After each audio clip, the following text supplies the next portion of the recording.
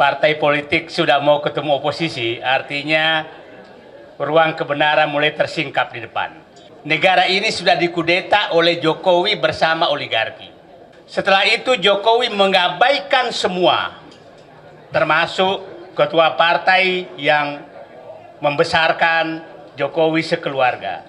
Kekuatan Jokowi itu hanya satu, oligarki saja. Kalau ini kita bisa potong, maka dia sudah tidak punya kekuatan apa-apa. Karena partainya juga sudah nggak ada. Jadi yang kita lawan ini adalah mengambil kembali kudeta negara ini oleh oligarki bersama dinasti Jokowi.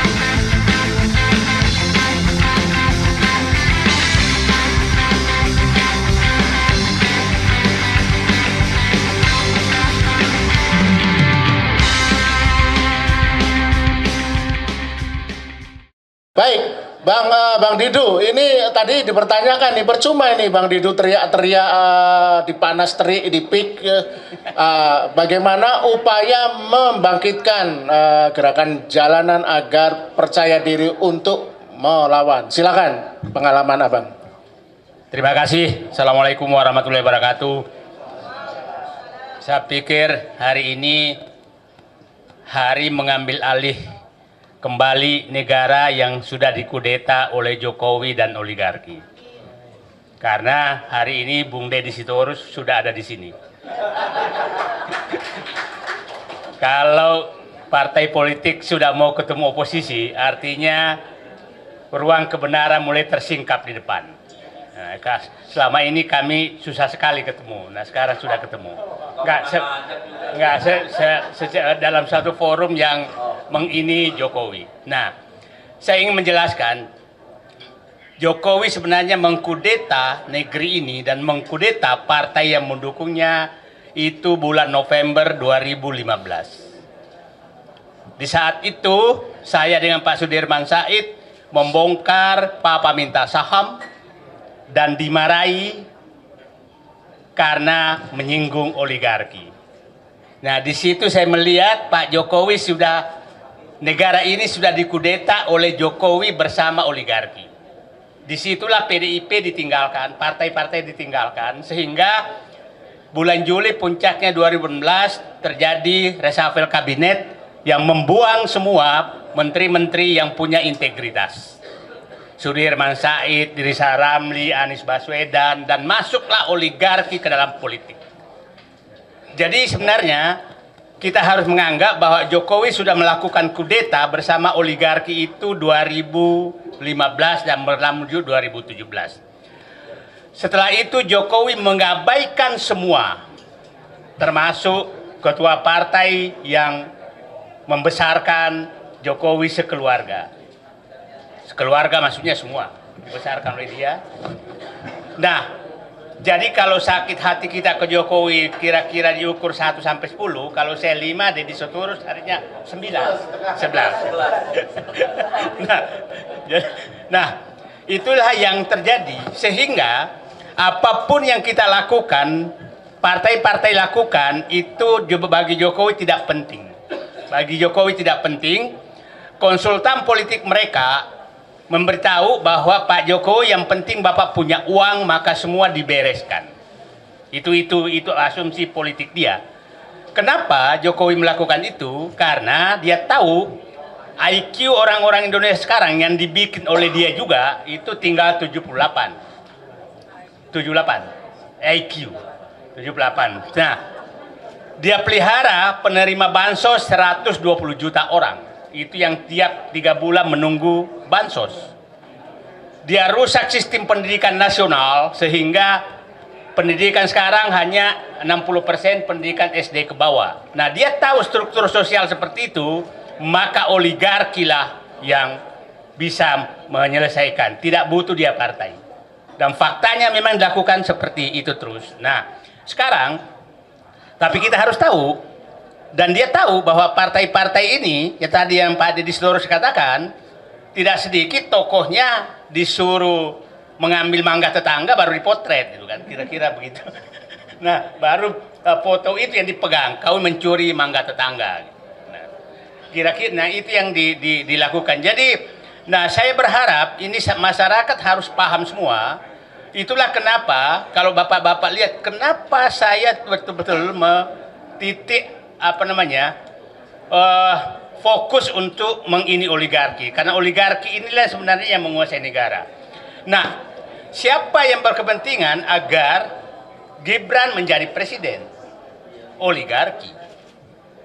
Siapa yang berkepentingan agar Prabowo lemah? Oligarki. Siapa yang berkepentingan sehingga surat perintah 13 Oktober Solo itu terjadi? Itu oligarki. Sehingga berantakan semua. Nah, kita harus ini bahwa apakah Prabowo, jadi saya menyatakan begini, kekuatan Jokowi itu hanya satu, oligarki saja.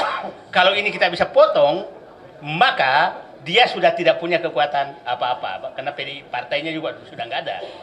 Nah, jadi mohon izin saya fokus bahwa ini oligarki, negara ini harus diambil alih oleh rakyat kembali dari oligarki.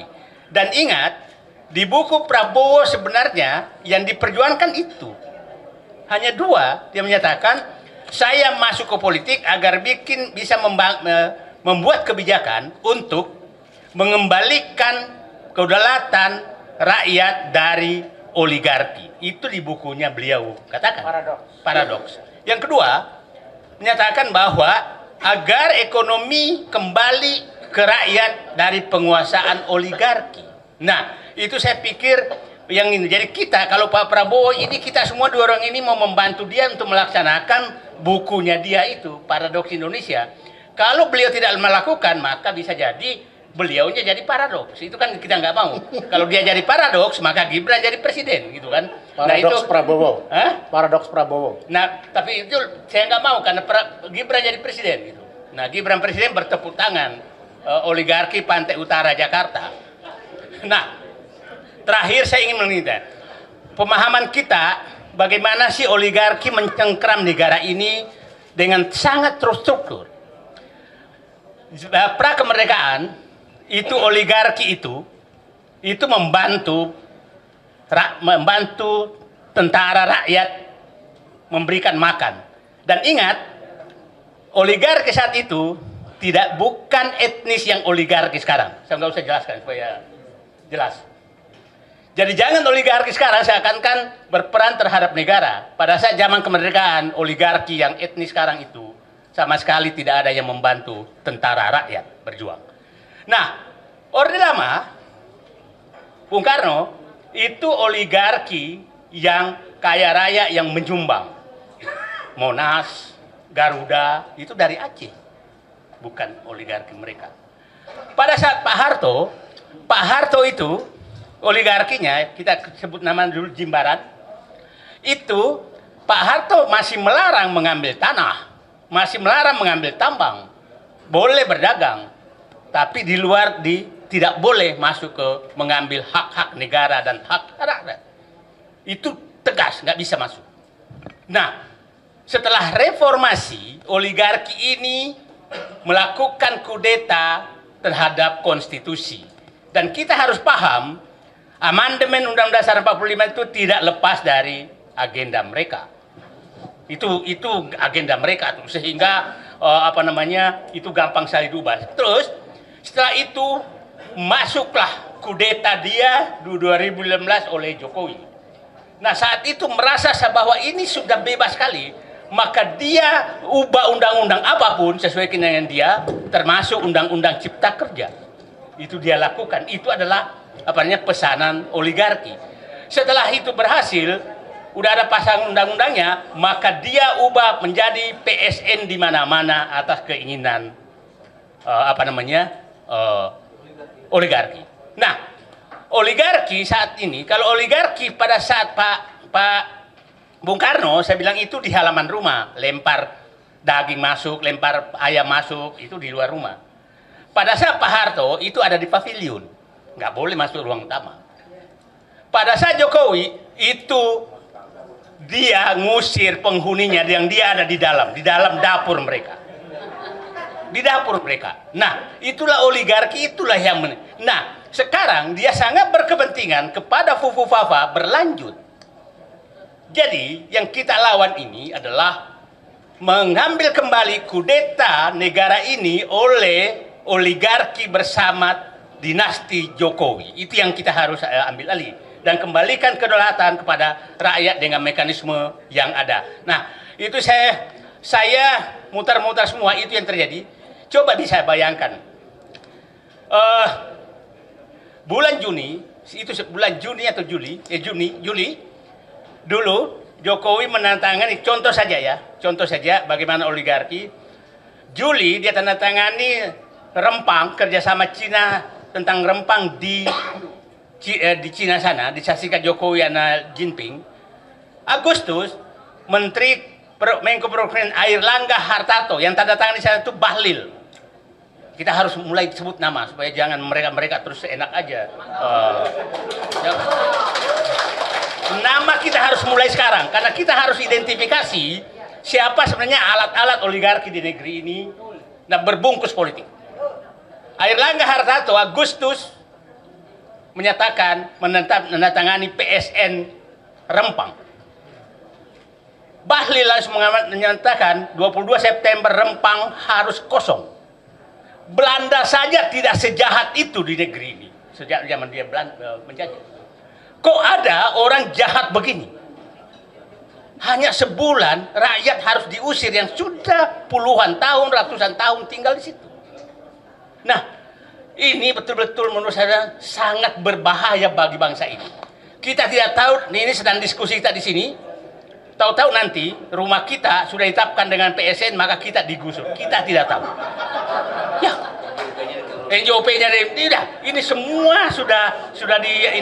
Jadi jangan sampai ibu merasa punya warisan ke anak ibu, padahal sudah diambil semua oligarki dengan Jokowi sebagai bonekanya. Itu yang harus kita inikan. Nah, itulah coba bayangkan ada satu provinsi itu tanah izin macam-macam di provinsi itu ada 5 provinsi, ada satu tapi nggak usah saya sebutkan supaya nanti dianggap provokasi lagi.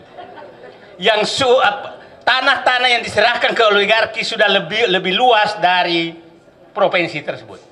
Artinya seluruh rakyat yang tinggal di provinsi itu sudah menumpang, tinggal menunggu diusir. Jadi kalau Fufu Fafa ini terus jadi dinasti terus, maka ini kita semua menjadi penumpang dan akan diusir oleh mereka. Itu yang harus kita harus ingat semua. Nah, itulah saya pikir. Jadi saya menyatakan Pak Deddy Storus, terima kasih. Kami tujuan perjuangan kita sama, melepaskan negeri ini dari kekuasaan dinasti Jokowi bersama oligarki. Ya. Terima kasih. Tepuk tangan untuk Bang Said itu. Sedikit Bung, saya perlu sedikit. Oligarki ini lintas etnik, lintas agama, lintas suku. Ya, lihat saja di kabinet sekarang tuh ada 5 menteri perwakilan salah satu juragan nih. Ya, jadi ngacon. Kenapa? Alah kalian udah tahu pura-pura nggak tahu. Ya, yang ini saking banyaknya duit selalu nanya, gua ngerjain siapa ya besok? Ya, ini ngeri nih. Ini bisa mengendalikan banyak hal sampai dalam kabinet bisa 5 tuh barang. Jadi saya bayangkan ya, ada sebuah proyek namanya Food Estate di Merauke. Itu dialokasikan 6 triliun cetak sawah, irigasi dan jalan. Panjang jalan 150 km. Tahu apa isinya sepanjang 150 km? Kebun sawit 425.000 hektar. Gila nggak? Jadi jangan dikira food estate-nya yang dikejar, kagak. Yang dikejar tuh kebun sawit. Ya, PSN di apa namanya? Di PIK. Masya Allah, dari mana tuh urusannya PSN? Yang di Serpong gimana ceritanya bisa jadi PSN? Ya, ya banyak hal lah. Baik. Ya, jadi ini bahaya. Ya, jadi nggak ada urusannya sama etnik karena kaki tangan oligarki pun orang kita, Pak. Ya. Tadi Bapak udah sebut nama, masih banyak kawan-kawan itu di sana. Makasih. Ya, yang menarik dari poin Bang Said Didu ini adalah tambahan ya. Mungkin judulnya perlu ditambah nanti diedit. Dapatkah Gibran dimaksulkan, Jokowi diadili dan oligarki dibasmi? Ya, yang paling penting adalah menurut saya dari uraian ini adalah bahwa sebenarnya negara Pancasila, negara Indonesia ini sekarang sudah tinggal cangkang sebenarnya. Seperti zombie. Karena jiwanya dikuasai oleh bayang-bayang roh-roh jahat yang tidak jelas ya. Jadi kita ini negara ini jadi zombie dikendalikan oleh sesuatu yang kasat mata. Jadi kalau dalam literatur politik itu ada istilah shadow government, ada istilah deep state, di mana sebenarnya mereka lah yang mengendalikan negara. Mereka lah para mafia yang mengontrol dan menjalankan negara ini. Karena kebetulan budayawan komposer kita ini 2 minggu lalu menulis satu artikel pendek kolom tapi viral berjudul The Godfather. Jadi mengingatkan bagaimana negara ini sudah dikelola seperti satu organized crime. Jadi organized crime itu ada 2, yang swasta itu mafia, ada juga organized crime plat merah yang resmi sebagai negara. Mas Eros, sebagai seorang budayawan, gimana merangkum dari uraian-uraian percikan-percikan fakta yang sangat memilukan ini? Kalau negara ini demokrasi, sebenarnya 2 tahun skandal konstitusi ini sudah harus diungkap dengan adanya tim verifikasi, tim fact finding dan sebagainya. Tapi ini dibiarkan berlalu begitu saja. Mas Ros, tolong gugah kita agar lebih berbudaya negara ini untuk menjadi negara demokrasi, negara Pancasila yang benar. Silakan, Mas. Ya, Assalamualaikum warahmatullahi wabarakatuh. Saya udah dengar semuanya gitu ya, tapi saya terhibur waktu terakhir ya Mas Said Didu yang bicara ya, bahwa sebetulnya kita ini missing the point gitu ya. Seolah-olah kok jadi subject matternya tuh Jokowi, padahal dia cuma boneka. Jadi saya setuju, memang kita harus merubah cara kita melawan. Yang saya tadi agak sampai detik terakhir masih diam aja gitu, kenapa? Kok masih percaya bahwa ini negara hukum gitu? Itu kegagalan berpikir menurut saya ya. Maksud saya bahwasanya it's supposed to be, iya, tapi dasarnya kan nggak gitu ya, dasarnya begitu. Jadi perlawanannya juga harus berbeda. Kalau saya kok ngajurin ya, kalau yang nggak berani ya nggak usah bergerak gitu ya. Ya kalau berani ayo gitu kan. Jadi maksud saya punya rumusan yang saya nggak akan rubah. Resah, rusuh, revolusi. Sebab tanpa itu saya nggak lihat ada pemecahannya. Karena maaf, negara ini kan sudah kayak kartel ya. Itu lembaga-lembaga eksekutif, yudikatif, legislatif, semuanya bagian daripada mereka. Sehingga kalau kita mengajukan opsi apapun dengan pijakan hukum, kok kayaknya kok naik betul itu ya, tidak mau realistis. Coba kita sekarang mulai bergerak ya. Coba hajar itu siapa itu yang para konglomerat yang brengsek itu ya. Coba yuk kita lawan, suarakan terus menerus. Nanti akan kebuka sendiri kok. Bahwa ternyata Jokowi itu gak punya apa-apa. Hanya kitanya selalu mengecilkan diri. Itu saya sedih gitu ya. Seolah kita ini kecil banget itu. Tadi bareskrim, teteh kucing lah bareskrim itu ya. Mau apa? Mau tangkap saya, tangkap. Gitu. Nah, kalau kita berani begitu akan beda gitu ya. Tapi begini bergerak, oh jangan nanti begitu. Ya sudah, jangan bergerak gitu ya. Jadi menurut saya sih ingin realistis saja ya. Ini mau pakai teori ini, teori itu. Buku itu semua udah saya buang lah gitu ya. Karena nggak berlaku di Indonesia. Karena buku untuk kasus Fufapa, kasus Jokowi, nggak ada tuh. Di buku politik manapun nggak ada. Jadi maksud saya, ini memang yang paling luar biasa saya sedih itu. bagaimana Jokowi berhasil merusak peradaban kita sebagai bangsa. Kalau kita cuma masalah bangkrut di bidang ekonomi masih kita bisa perbaiki. Tapi kalau peradaban yang dirusak itu sangat mahal. Nah kalau sudah peradaban sudah rusak, terus kita nggak berani, kasarnya nih, saya bukan panas-panasin untuk, enggak lah. Saya juga saya manusia biasa gitu kan.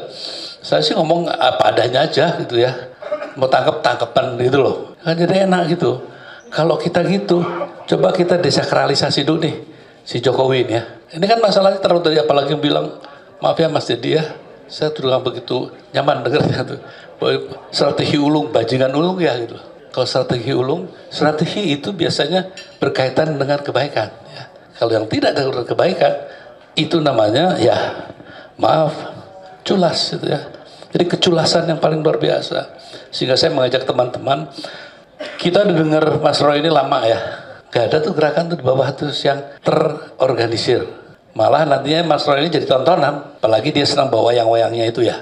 Begitu juga Mas Said Didu ya, kemana-mana luar biasa. Tapi rakyat tidak bergerak, kenapa sudah bisa nonton? Dengan menonton seolah-olah ikut bergerak. Jadi psychological reality itu ya. Coba tolong dipikirkan lah ya. Ayo kita semua ini yang punya nggak usah, makanya saya juga bilang Mas Marwan ya, nggak perlu di satu wadah kita.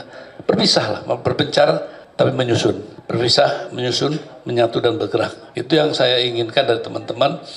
Nggak usah lagi kita berharap kayak Prabowo segala. Kalau nanti ibu-ibu nih ya mendatangin setiap mall nanti ya, lihat sekarang ini kan naikin 1% katanya ya, tapi dampaknya kan 9,sekian% dampaknya. Nanti ini akan pasti ada dampaknya. Begitu juga hilangnya pekerjaan, pasti ada dampaknya. Nah kalau kita tidak siap-siap, nanti rakyat itu tidak akan terkendali. Saya kok berharap ya bahwa tidak usah takut. Kadang-kadang tuh orang takut bilang revolusi gitu, takut itu ya. Padahal Jerman itu revolusi besar sekali tuh. Waktu masuk di Jerman Timur ke Jerman Barat bersatu, itu revolusi luar biasa. Nggak ada tuh darah-berdarah ya. 17 Agustus kan begitu. Jadi kita harus berani lah. Tapi kalau masih berpikir nanti Barreskrim, nanti ini, nanti Prabowo, biarin aja lah Prabowo gitu ya. Nanti juga dia insaf sendiri kok. Kalau rakyatnya itu bergerak, dia mau apa gitu loh. Tapi saya meyakini dengan pendekatan kebudayaan ya, tidak ada catatan yang saya pernah dapat raja yang baru mau jadi bayang-bayang raja yang lama. Nah, ini pasti ada waktunya. When the time is come, pasti dia bergerak. Nah, bagaimana kita menyediakan aja vitamin-vitamin buat dia, gitu kan? Dan saya rasa kalau soal keberanian kan sudah teruji kok ya. Saya nggak mau berpijak pada legal formal. Maksud saya, yuk kita harus menjalankan negeri secara berkonstitusi. Pertanyaan saya, konstitusi yang mana? Konstitusi yang sudah didesain oleh oligarki atau konstitusi yang seperti kita yakinin bahwa seharusnya begitu. Jadi gitu aja, saya tidak bisa memberi banyak kecuali mengajak teman-teman ya, saya kok nggak begitu suka ya memperolok-olok itu ya, nggak begitu suka saya. Bergerak menjatuhkan saya suka sekali ya. Jadi mohon coba dipikirkanlah ini ya.